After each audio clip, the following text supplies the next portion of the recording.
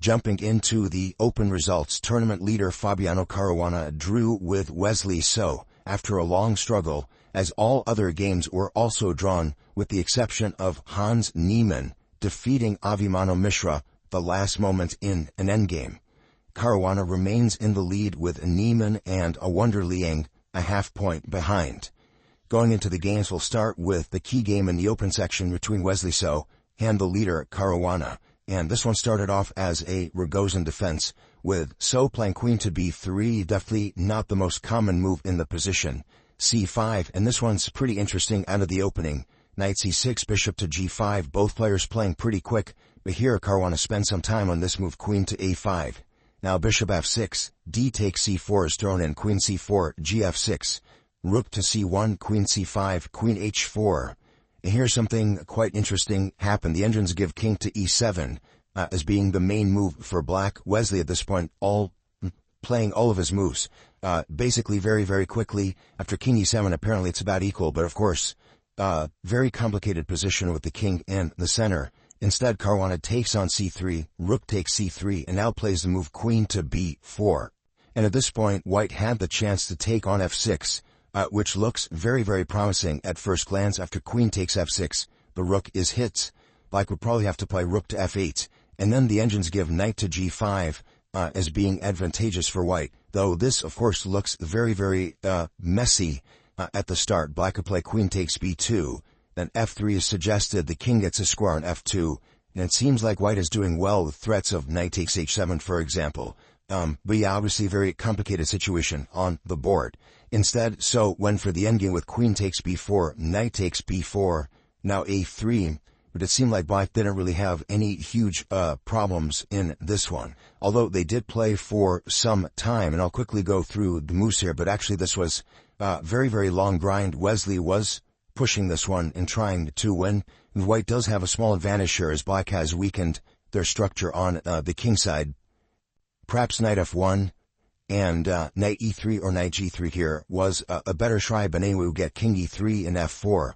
And yeah, Wesley was pushing this one for some time, though for the most part it didn't seem like Caruana had huge issues defending this position, as he puts all of his pieces in the center and keeps his king in the center as well. White is kind of advancing.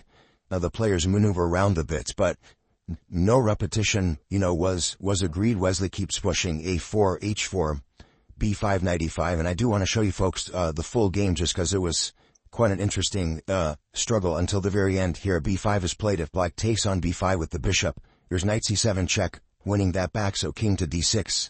Now knight to e3, hitting the f5 pawn as well as the h6 pawn after that. So Fabi defends with bishop to d3. And still, yeah, Wesley wasn't able to do anything here. Though he keeps the game going, and this one actually did go on for quite some time, as white tried to maximize his chances. Now bishop d5, knight to c4, knight e5. We do get the trade of knights. King takes e5.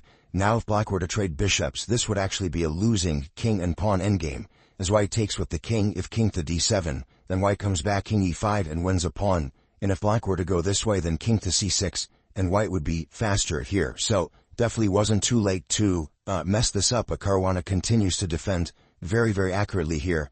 Again, offering the trade, black declines correctly, and yeah, white wasn't able to make any progress. Now bishop e8 hitting the h-pawn, bishop e2, bishop back to d7, and Caruana was able to defend this bishop endgame. And yeah, at this point the players finally agreed to a repetition on move 74. So, important draw for the tournament as Caruana remains in the lead. All the other games were drawn as well, except for one. This one between Hans Niemann and Abimana Mishra. Very interesting game as well. This came out of the Italian game. Earlier, Hans sacrificed the pawn to get to this point, but of course black's pawns on the queen side here were quite weak. And at this point, engines are saying bishop to c7, and it's about equal. Black is doing fine here. Mishra decides to go for knight d3, forcing white to give back the bishop pair.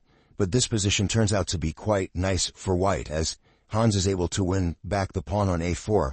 And in the resulting structure, black has his isolated a-pawn, isolated c-pawn, and more weaknesses than white does. So white does a nice job here of piling up on this a-pawn, bringing the king over to the queen side. black does go king f6, king g5, but now white grabs a pawn and gets an extra pawn in this rook and pawn endgame. So king g6, rook f5, f6. Still, the engines only give white about a +1 advantage, so it's not clear if this is winning for white or if black is folding, but definitely very, very close to a win. And Hans starts pushing here, h5, rook to d6. Black, defending extremely well was Mishra, looking for his last kinda chance of counterplay with g5 and h4. And this does pose problems for white, but Hans manages to figure it out. He goes king to d4, king to e3, h4, takes. And now, white needed to play f3 check in order to keep a winning advantage here. But this was kind of tough. The idea after king to g3 is now to play rook f4. Hard move to see, in my opinion. After h3, white is going rook to g4 check, king h2, and now rook to g6. And the idea is that black's king is very much cut off on the g-file and can't really do anything with this h-pawn. In the meantime, white is pushing e5, white can bring the king in, and then get counterplay with all of the extra pawns white has in the position. So this one would have been winning for white, although still some precision is needed from here. Instead, Hans went rook f4 check, king g5, now king to f3. And here black actually escapes a bit. After king h5, rook g7, h3, white manages to pick up this h-pawn and gets 2 extra pawns in the position. The problem is all this ends with rook to b8, where Mishra is able to pick up one of white's extra pawns and then has a very active rook after that. So here black actually escapes into a drawn rook endgame. Rook c4, king e5, takes, wins back the second extra pawn, so now things are equal. But okay, game continues, e5, c5, e6, and Mishra once again heavy time trouble here, and this one's still not super easy to defend. He finds the only move though, c4, and his rook is in good position to give checks from the side. But now check, and inexplicably, Mishra plays king to f5 here, instead of the correct move, king to f6. So this one would have actually held the draw for black. White cannot push e7 because of rook a6 check, and sooner or later black is going to be able to win the e-pawn if the king advances. Black just keeps giving checks. King to d8 here, nice idea, is generally, here actually I think you can take, but generally you wouldn't want to because of rook f2. The point is you can just keep giving checks, and white's king can't really stay in contact with the pawn. So after king f6, it would have been a draw, but Mishra goes king f5. And now this one is actually losing because white pushes e7. Black gives rook a6 check. And maybe what black was counting on was that after king to d7, you can actually give check, king d6, and take this one, giving up the rook and go king to e5. This position actually would be a draw with best play, so perhaps this is what Mishra had in mind.